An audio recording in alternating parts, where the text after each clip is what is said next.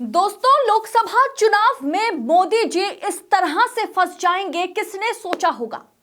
190 सीटों पर मामला फंस चुका है। 6 राज्य की 190 सीटें मोदी जी के हाथ से फिसलता हुआ नजर आ रहा है।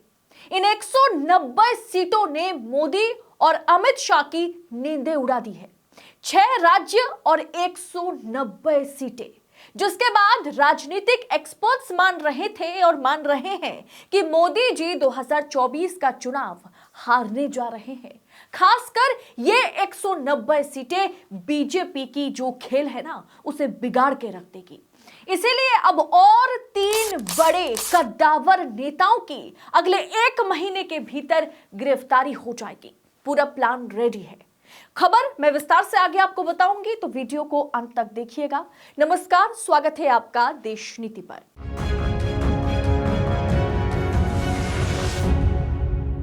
देश नीति, केवल सच्ची और पक्की खबरें। दोस्तों, मोदी जी सेमीफाइनल जीतने के बाद फाइनल हारते हुए नजर आ रहे हैं, क्योंकि बिहार में सरकार गिराकर हेमंत सोरेन को जेल में डालकर चंपई सोरेन के पास बहुमत होने के बावजूद भी उन्हें सरकार बनाने से रोककर मोदी जी ने बड़ी गलती कर दी है। सरकार की नीयत पर, मंशा पर सवाल उठ रहे हैं। मोदी सरकार की गारंटी मतलब चुनी हुई सरकार को तोड़ने की गारंटी बन गई है। इस बीच 190 सीटों पर मोदी जी को बड़ा झटका लग गया है। दोस्तों, मोदी जी ने 400 पार का नारा दिया है कि अब की बार 400 पार किया जाएगा, जो कि संभव तो है नहीं। फिर भी मान ले कि 400 सीटें, तो अगर उनमें से 190 सीटें डगमगा जाए तो 210 पर पहुंच जाएगी बीजेपी। यानी 272 का जादुई आंकड़ा भी मोदी जी पार नहीं कर पाएंगे। और इसीलिए सोरेन के बाद 3 और बड़े विपक्षी नेताओं की गिरफ्तारी की प्लानिंग हो चुकी है। अगले 20 से 30 दिन के भीतर ये 3 कद्दावर नेता विपक्ष के जो है वो सलाखों के पीछे होंगे। पहले मैं आपको 190 सीटों का समीकरण समझा देती हूं। दोस्तों, 6 राज्य है: महाराष्ट्र, बिहार, पश्चिम बंगाल, कर्नाटक, झारखंड और तेलंगाना। यहां का जो मामला है ना, पूरी तरह से यहां पर मामला 190 सीटों पर फंस चुका है। इस तरह से बाला साहब ठाकरे की पार्टी को तोड़ा गया, शिवसेना को तोड़ा गया, और किस तरह से डराकर धमकाकर ईडी की तलवार जो है वो लटका करके जो है एक तरह से सभी विधायकों को करोड़ों रुपए में खरीदने का आरोप जो है भाजपा पर लगा। सारे नहीं, ज्यादातर विधायक जो है शिवसेना गुट छोड़ करके वो एकनाथ शिंदे के साथ चले गए। एकनाथ शिंदे, भारतीय जनता पार्टी जिस तरह से मिलकर के एक चुनी हुई सरकार को गिरा करके महाराष्ट्र में सरकार बनाई है, उस पर जो है अब जनता की जो नाराजगी है वो देखने को मिल रही है। और ये ग्राउंड रिपोर्ट है। 48 में से भारतीय जनता पार्टी की जो गठबंधन है, उनका जो गठबंधन है एनडीए ने 2019 में यहां पर 41 सीटें जीती थी। लेकिन अब मामला फंस चुका है। इन 48 सीटों में ना भारतीय जनता पार्टी को बड़ा झटका लगने वाला है। यानी महाराष्ट्र, उत्तर प्रदेश के बाद सबसे बड़ा राज्य, 48 सीटें लोकसभा का यहां से है। और ये राज्य अगर भारतीय जनता पार्टी, अगर एनडीए गवा देती है, तो ये बहुत बड़ा झटका भारतीय जनता पार्टी के लिए साबित होगा। और साथ ही साथ नरेंद्र मोदी सत्ता पर काबिज होने के लिए उनका पैर जो है वो डगमगा जाएगा। यानी महाराष्ट्र जो है, यहां पर मोदी जी को झटका लगा। वहीं अगर बिहार की बात करें तो बिहार के कुल 40 सीटें, लोकसभा के जो 40 सीटें बिहार के पास है, उनमें से 39 सीटों पर जो है जो एनडीए है वो 2019 में 39 सीटें जीता था। वहां पर बीजेपी ने 39 सीटें जीती थी। लेकिन इस बार बिहार में जिस तरह से खेला हुआ है ना, नीतीश कुमार ने पहले मोदी जी को छोड़ा, पहले एनडीए को छोड़ा, फिर वो आरजेडी के साथ आ गए, फिर अब आरजेडी को छोड़ दिया और फिर जाकर के फिर से एनडीए के साथ हो गए। ये जिस तरह से जनता के साथ धोखा हुआ है ना बिहार में, और जिस तरह से लालू यादव को, तेजस्वी यादव को, मीशा भारती को जिस तरह से फंसाया जा रहा है ईडी केस में, खासकर 2 बच्चों को, कल आपको मैंने बताया था अपनी एक रिपोर्ट में कि किस तरह से खुद नीतीश कुमार के जो विधायक हैं वो कह रहे हैं कि बच्चे इनोसेंट हैं, बच्चे छोटे थे जब ये जमीन घोटाला या जॉब के तौर पर जमीन लेने का जो घोटाला हुआ था वो बहुत पुराना मामला है, उसके चलते अब तेजस्वी को इस तरह से परेशान करना गलत है। तेजस्वी यादव हो, मीशा भारती हो, लालू की जो बेटी हैं, उनकी बात की जाए, ये सब के सब इनोसेंट हैं। इनके साथ जिस तरह से ईडी कार्रवाई कर रही है ये गलत है, ये खुद नीतीश कुमार के विधायक कह रहे हैं। तो वहीं जेडीयू के जो महासचिव हैं उन्होंने महाराष्ट्र से ऐलान कर दिया कि हम तो महाविकास अघाड़ी के साथ ही, इंडिया के साथ ही, इंडिया गठबंधन के साथ ही चुनाव लड़ेंगे लोकसभा का। अगर महाराष्ट्र की बात करें, यानी जेडीयू में जो है पूरी तरह से फूट बगावत देखी जा रही है। यानी बिहार जो है वहां पर भी भारतीय जनता पार्टी को अब डर लगने लगा है कि कहीं पर ये जो 39 सीटें हमने हासिल की थी वो अब हाथ से छूट ना जाए, इसीलिए ऑपरेशन नीतीश किया गया। और उसके बाद बात करते हैं पश्चिम बंगाल। दोस्तों, पश्चिम बंगाल की 42 सीटें हैं। 2019 की बात करें तो भारतीय जनता पार्टी के खाते में, एनडीए के खाते में कुल 18 सीटें गई थी, जो कि चौंकाने वाला खबर है। लेकिन उसके बावजूद ये कहा जा रहा था कि विधानसभा में अगर भारतीय जनता पार्टी कुछ अच्छा प्रदर्शन करती तो यहां पर सीटों का समीकरण जो है बदलता हुआ नजर आता। लेकिन फिलहाल जिस तरह से विधानसभा में ममता बनर्जी ने अमित शाह और मोदी को, खासकर भारतीय जनता पार्टी को शिकस्त दी थी, उसे देखते हुए कहा जा रहा है कि अब लोकसभा चुनाव में ममता के खिलाफ वोट करने के बारे में बंगाल में कोई भी नहीं सोच पा रहा है। कोई भी ममता के खिलाफ जाने की जो है हिम्मत नहीं कर पा रहे हैं, क्योंकि विधानसभा चुनाव में 30-32 विधायक जो है वो ममता खेमे से, नेता जो है, कार्यकर्ता जो है वो ममता के खेमे से भारतीय जनता पार्टी के पास चले गए थे। लेकिन जैसे ही नतीजे आए उसके बाद सबके सब नेता जो है उनकी वापसी हुई। यहां तक कि विधानसभा में भारतीय जनता पार्टी के पास जितने विधायक थे उनमें से कम 7 विधायक जो है वो बाद में फिर से ममता के पास चले गए। यानी कुल मिलाकर देखा जाए तो भारतीय जनता पार्टी की बात करें तो पश्चिम बंगाल में जो 42 सीटें हैं वो भी इस बार जाता हुआ नजर आ रहा है। कर्नाटक की बात करें दोस्तों, कर्नाटक में 28 सीटें हैं, लोकसभा के 28 सीटें हैं और बीजेपी ने पिछली बार 26 सीटें इनमें से जीती थी।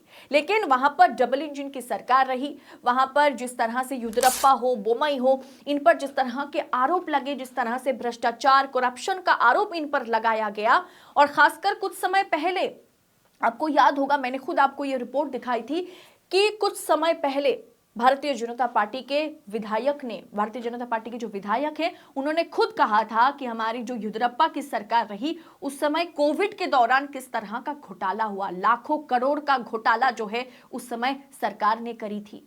और अब आपको लगता है कि वहां की जनता ने विधानसभा में जिस तरह से भारतीय जनता पार्टी को खदेड़ा है, लोकसभा चुनाव वहां पर भारतीय जनता पार्टी जीत पाएगी। और सबसे बड़ी बात, वहां पे भारतीय जनता पार्टी को खदेड़ने के लिए DK शिव कुमार बैठे हुए हैं। वो ऐसे कुछ फॉर्मूलों के साथ सामने आने की कोशिश करेंगे जो कहीं ना कहीं यह साबित करेगा कि अब लोकसभा में भी भारतीय जनता पार्टी को कर्नाटक से खदेड़ा जाएगा। यानी यहां की जो 28 सीटें हैं वो भारतीय जनता पार्टी के हाथ से जा सकती है। अगर झारखंड की बात करें दोस्तों तो झारखंड के पास 14 सीटें हैं।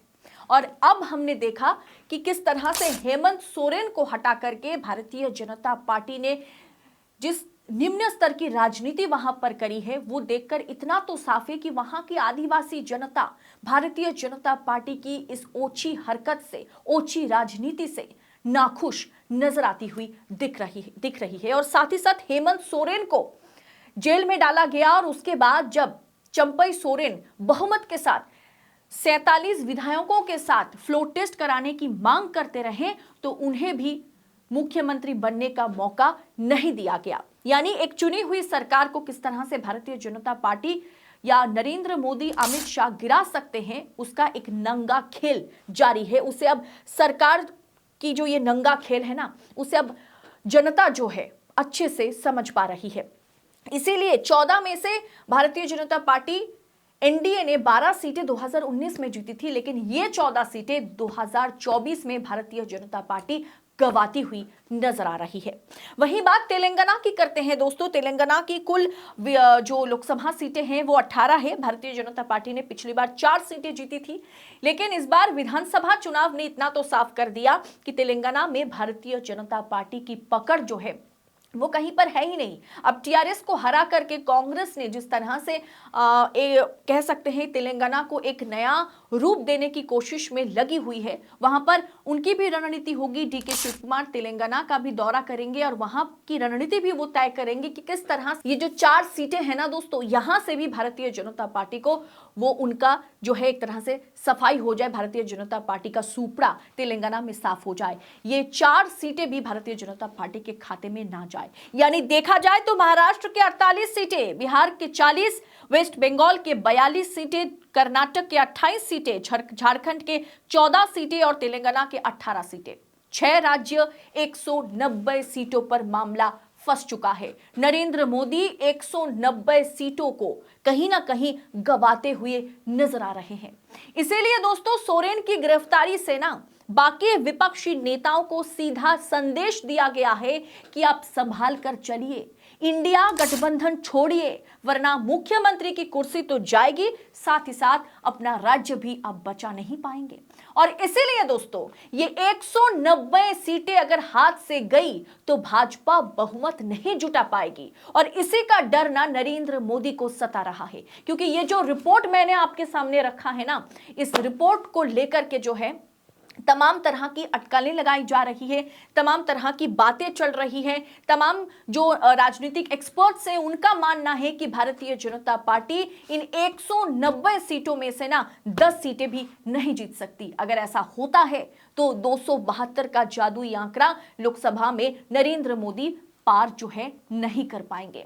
इसीलिए यह रिपोर्ट कार्ड, यह सर्वे रिपोर्ट पहले ही मोदी तक पहुंच गया था और इसीलिए हेमंत सोरेन की गिरफ्तारी हुई और इसके बाद 3 और कद्दावर नेताओं की गिरफ्तारी की पूरी प्लानिंग हो गई है बस 1 महीने के भीतर। सबसे पहले दोस्तों केजरीवाल वो चीफ मिनिस्टर हैं जो नरेंद्र मोदी के आगे झुकते हुए नजर नहीं आ रहे हैं, तो चीफ मिनिस्टर केजरीवाल की गिरफ्तारी हो सकती है। मैंने आपको कुछ समय पहले ही बताया था कि 4 बड़े नेताओं की गिरफ्तारी होगी, जिनमें 2 चीफ मिनिस्टर हैं और 2 डिप्टी चीफ मिनिस्टर हैं। उनमें से एक चीफ मिनिस्टर हेमंत सोरेन की गिरफ्तारी हो गई है, ईडी उनको उठा करके ले गई है, उनकी वो अब सलाखों के पीछे है, उन पर कार्रवाई जारी है। तो वहीं दूसरा टारगेट अरविंद केजरीवाल है। पंजाब और दिल्ली को और साथ ही साथ इंडिया गठबंधन को कमजोर करने के लिए अब केजरीवाल टारगेटेड चीफ मिनिस्टर हैं। उसके बाद दूसरा नाम जो है वो है पूर्व deputy chief minister Tejashwi Yadav की भी किसी भी वक्त गिरफ्तारी हो सकती है ताकि बिहार की राजनीति पूरी तरह से बिखर जाए और भारतीय जनता पार्टी के पाले में हो जाए, नरेंद्र मोदी के पाले में हो जाए। और तीसरा वो शख्स है जो दक्षिण भारत से नरेंद्र मोदी की पार्टी को, बीजेपी को खदेड़ा है, वो है डीके शिव कुमार। जी हां, डीके शिव कुमार वो दूसरा डिप्टी चीफ मिनिस्टर हैं जिनकी गिरफ्तारी हो सकती है।